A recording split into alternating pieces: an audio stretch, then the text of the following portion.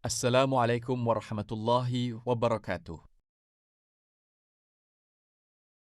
Dari kelompok 6 ingin mempresentasikan hasil kerja tugas akhir kami, yaitu yang mengenai judul analisis perencanaan dan pengendalian biaya melalui metode target costing, studi kasus pada UMKM via Perka 43 Malang.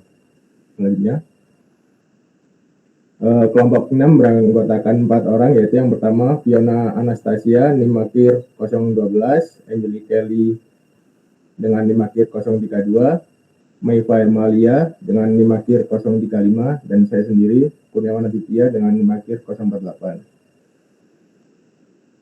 Latar belakang dan urgensi analisis, yaitu yang pertama pilar ekonomi dan tantangan kuliner. Usaha mikro, kecil, dan menengah UMKM memegang peranan krusial bagi pertumbuhan ekonomi di Indonesia. Khususnya dalam industri kuliner lokal, Kota Malang dikenal luas sebagai salah satu destinasi wisata utama Jawa Timur. Hal ini secara langsung mendorong tingginya permintaan terhadap oleh-oleh khas daerah, seperti kue bakpia. Namun di tengah tingginya potensi pasar tersebut, pelaku UMKM dihadapkan pada persaingan ketat industri pasti yang terus tumbuh dinamis serta ketidakpastian fluktuasi harga bahan baku di pasaran. Selanjutnya, metode manajemen biaya tradisional. Sebagai unit usaha perseorangan yang dikelola secara kekeluargaan, ia Berka43 masih menggunakan metode penetapan harga tradisional. Manajemen rentan mengalami kondisi over budget karena ketiadaan pencatatan biaya terstruktur. Penggunaan pendekatan target costing yang berorientasi pasar market driven menjadi solusi mutlak untuk mengontrol pengeluaran operasional serta mengamankan target laba bersih tanpa harus menaikkan harga jual di atas tingkat kompetisi pasar. Profil singkat Pia Berka 43 Malang.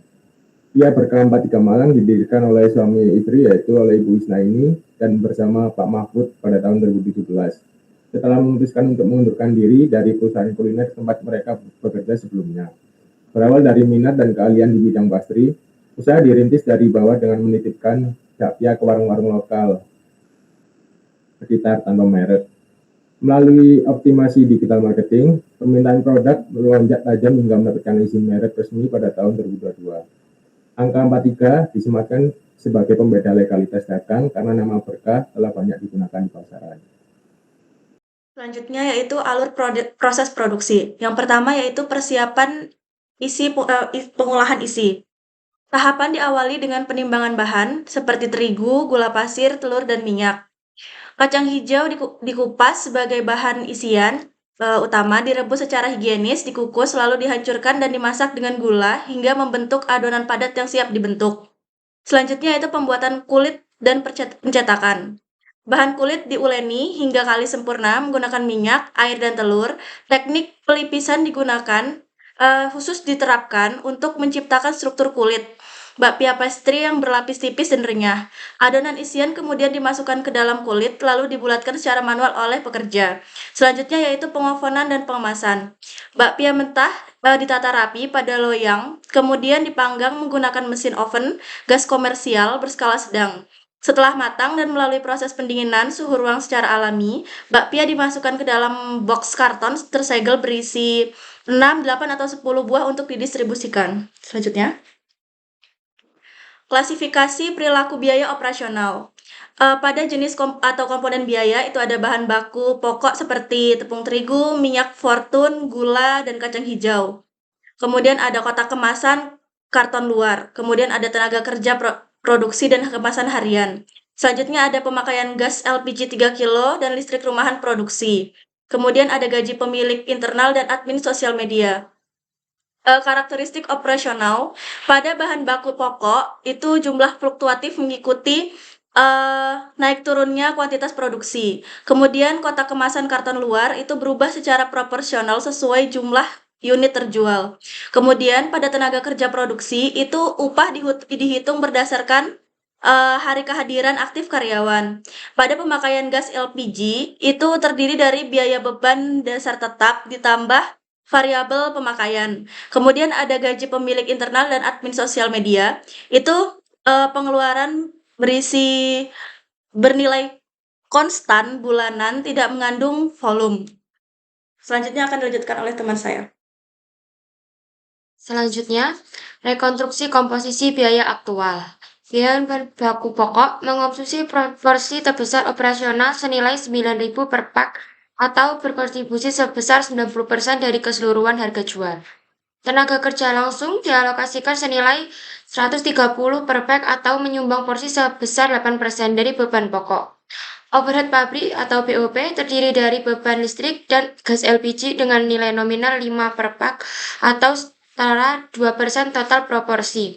BTKL pak sama dengan 35.000 atau upah harian 2.750 per pak kapasitas 130. Evaluasi kesenjangan biaya atau cost gap dengan berpatokan pada harga rata-rata pasar kompetitor di Malang sebesar 10.000 per box isi 10. Manajemen menetapkan target profit margin aman minimal 15% dari omset penjualan atau setara dengan 1.500 per unit guna menjaga keberlangsungan kas internal. Perhitungan target pengeluaran maksimal operasional atau target cost dibatasi sebesar 8.500 per bak dibandingkan dengan tingkat pengeluaran real di lapangan aktual cost sebesar 9.300. Ditemukan kesenjangan pengeluaran cost gap bernilai positif sebesar 800.000 per bak. Ini ditemukan dengan target cost yaitu dengan rumus harga dikurangi margin. 10.000 dikurangi 1.500 sama dengan 8.500.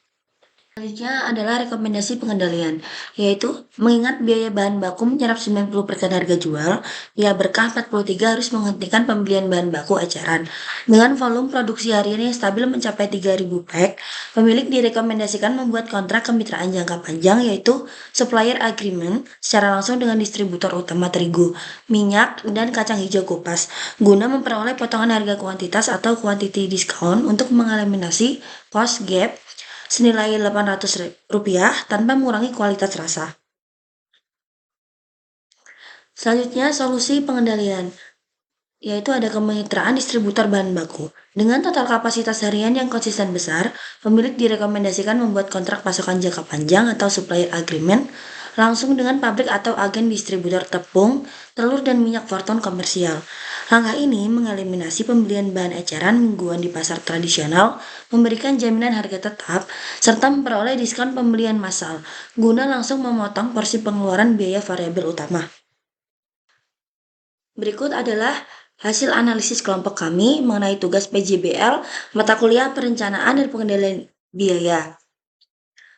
Untuk selanjutnya akan kami tayangkan cuplikan hasil wawancara kami dan kami akan menaruh di deskripsi box untuk cuplikan dan hasil wawancara kami. Kurang lebihnya mohon maaf. Wassalamualaikum warahmatullahi wabarakatuh.